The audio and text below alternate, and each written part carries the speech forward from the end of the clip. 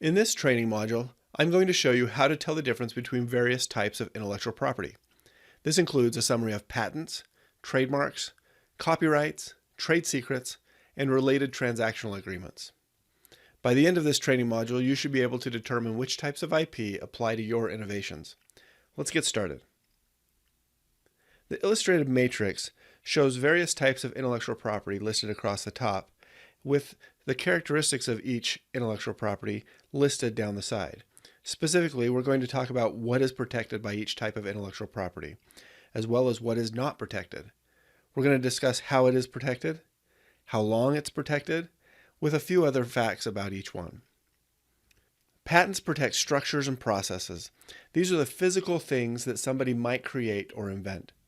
There are different types of patents. Typically, someone referring to a patent is making reference to a utility patent. That's a patent on something that's a physical structure or a process tied to technology. There are also design patents that cover ornamental designs instead of functionality, and there are plant patents. Patents do not cover abstract ideas, laws of nature, and mathematical expressions.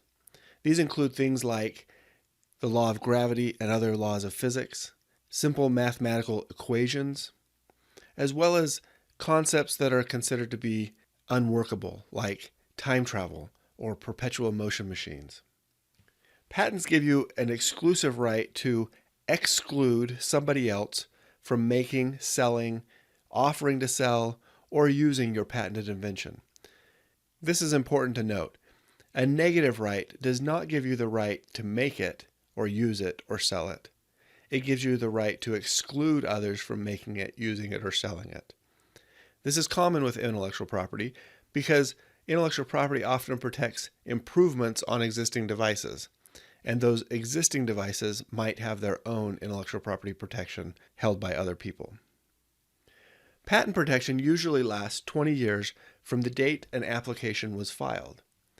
If the application takes 3 or 4 years to go through the patent examination process, that would leave you 16 or 17 years left on the life of the patent once it's granted. There are some circumstances where this term is extended a little bit, but that's an individual circumstance. We're not going to go into that here. Patent protection is a federal form of intellectual property protection. It's administered under the federal government, and state governments don't have any jurisdiction over patent rights.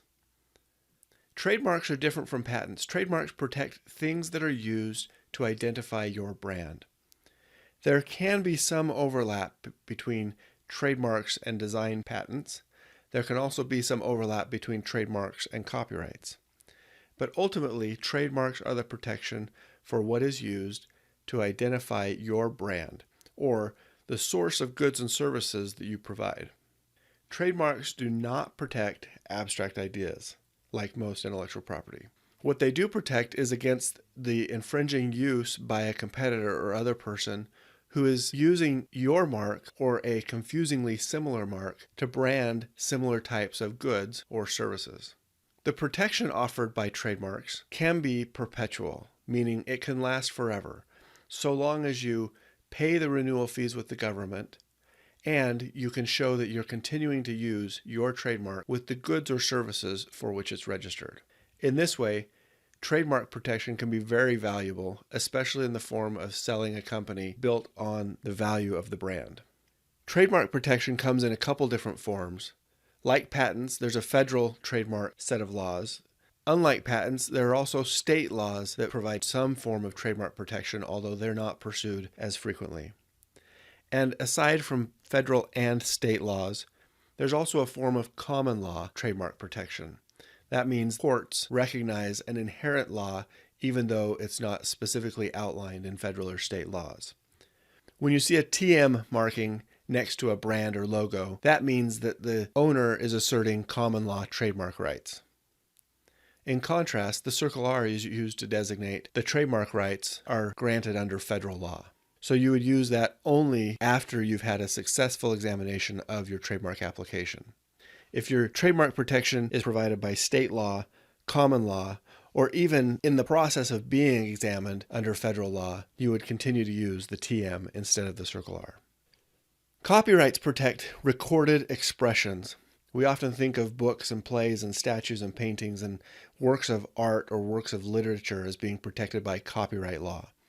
Copyright law protects those things as long as they're in some recorded, tangible medium, not simply abstract ideas or the unrecorded form or performance of an expression of art. Also, book titles cannot be copyrighted. Names and slogans are also not copyrighted.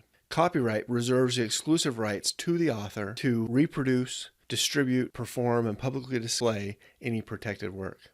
The life of a copyright can be quite long, as it will extend from the life of the author plus an additional 70 years, with some exceptions. Normally, if someone creates a work of authorship and they get copyright protection through the federal government, the copyright protection will last as long as that person is alive, and then for another 70 years after that person's death.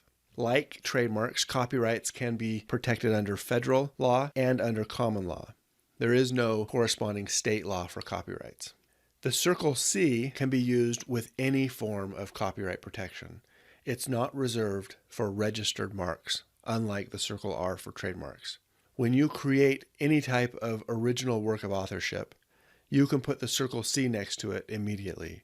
You don't have to. It's simply a form of notifying others that you are reserving your rights in copyright in that work. You can use it as early as you want to, and use of the Circle C mark is encouraged. In contrast to patents, trademarks, and copyrights, which are more formal regimes for intellectual property protection, trade secrets are specifically the acknowledgement of the rights somebody holds out of fairness by reserving secrets for their confidential information.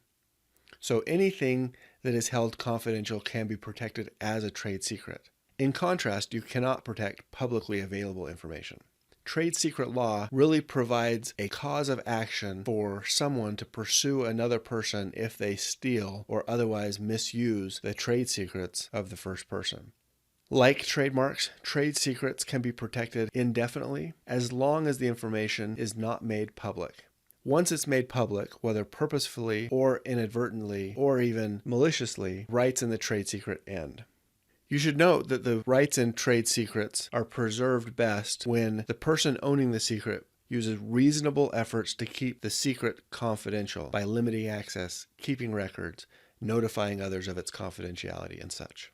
Contracts are not explicitly intellectual property rights, but it's the mechanism that we use to transfer and acknowledge the intellectual property rights that we have and the rights of others. And there are a couple forms of common contracts that are used in conjunction with intellectual property rights. The first is an assignment. An assignment is the transfer of all the rights that someone holds in intellectual property to another person. So they would grant every single right they have to the other person, and they would no longer have any rights in that intellectual property. Licenses, unlike assignments, are the grant of some, but not all of the rights in intellectual property. It might be the grant to use intellectual property rights in a certain location, or for a certain time, or under certain circumstances, such as the payment of royalties. NDAs, or non-disclosure agreements, also sometimes referred to as confidentiality agreements, are simply an agreement between people that they'll keep the secrets of the other person protected and not share them with others. This is critical to trade secrets and is very helpful when someone is in the process of obtaining rights under patents, trademarks, or copyrights before those rights have been obtained. Contracts dealing with intellectual property are subject to the same rules as any other contracts, in that they cannot be illegal, they cannot be coercive, fraudulent, and they can't be between parties or with a party who is incapacitated or mentally unable to enter into a contract. So contracts are formed through the offer and acceptance process with some type of consideration or some type of exchange of value between the parties. They can last, in most cases, as long as the parties agree, but are subject to certain limitations depending on which jurisdiction or which area of law governs that contract. This can be particularly difficult when you have parties in different countries negotiating and using the laws of one country instead of the other. So that's it. You should now have a basic understanding of various types of intellectual property law, what they protect, what they don't protect, and how long each type of IP protection lasts.